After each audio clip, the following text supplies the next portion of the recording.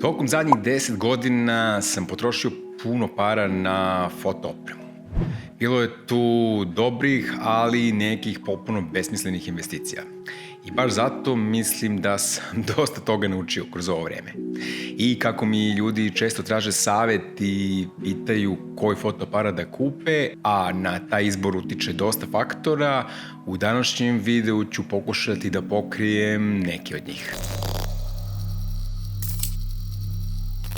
Prvo pitanje koje se postavlja je koja će namena tog fotoaparata da bude. Pretpostavljam da većina vas neće profesionalno se bavi fotografijom i da će vam cilj biti da popunite ličnu arhivu i feed na socijalnim medijima. I samim tim kvalitet fotografije koji izlazi iz aparata ne mora da bude baš na najvećem mogućem nivou, jer kvalitet fotografije ne raste proporcionalno sa cenom fotoaparata. Naprimer, razlika između fotografije koja izlazi iz aparata od 300 evra i onog od 1000 evra je značajna.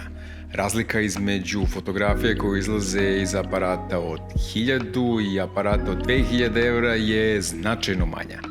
Dok je razlika između kvaliteta fotografije koje izlaze iz aparata od 2000 i 4000 evra vrlo teško uočljiva. Ja bih rekao da je neka zlatna sredina tu negde između 1000 i 1500 evra. Tu je odnos cene i kvaliteta najpovoljniji. Ono što je po meni dosta bitno kao stavka je da uživate u korišćenju tog fotoaparata. Znači nije bitno koji je brend, koliko ima megapiksela, koje napredne funkcionalnosti ima, ako uživate da ga koristite, veća je verovatnoća da ćete ga staviti u torbu.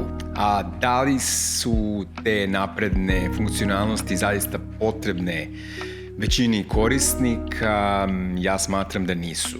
Dokle god iz fotoaparata izlaze pristojne i upotrebljive fotografije, to je najčešće dovoljno.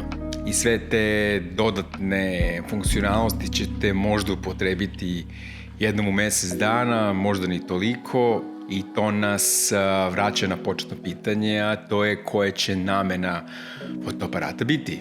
Jer pored svih tih novih i modernih funkcionalnosti, mislim da se kvalitet same fotografije nije značajno popravljao.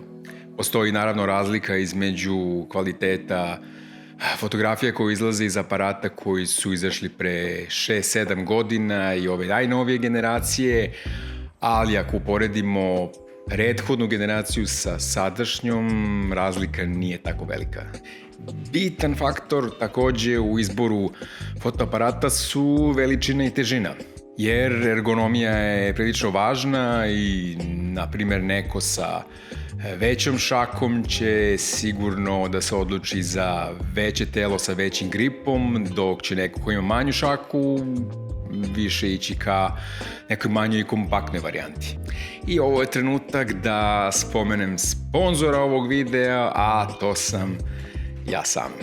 I ako želite da podržite moj rad i ovaj kanal, možete posetiti moj novi web sajt i prodavnicu koja se nalazi na njemu i na njoj pogledati neke od postera i wallpapera koji mogu da se kupe. A postoji nešto i free. Nazad na video. Što se tiče izbora objektiva, prvo moramo da imamo u vidu to da su full frame objektivi značajno skuplji od onih za crop senzor i na to je potrebno misliti pre nego što spržite kreditnu karticu na kupovinu objektiva, kao što sam to ja uradio nekad.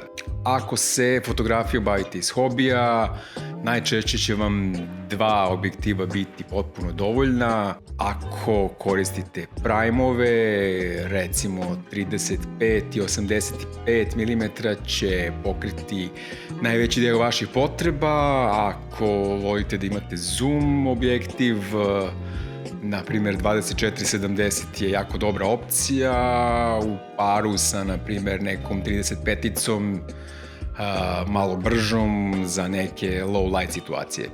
I na kraju da zaključim, moj savjet je da nabavite aparat koji će vama biti dobar i da se manje ugledate na to šta drugi koristi, šta drugi ima. Mene je upravo to koštalo mnogo novca jer sam bio ubeđen da ću praviti dobre fotografije samo ako imam najnoviji, najbolji fotoaparat koji sam video kod nekog drugog.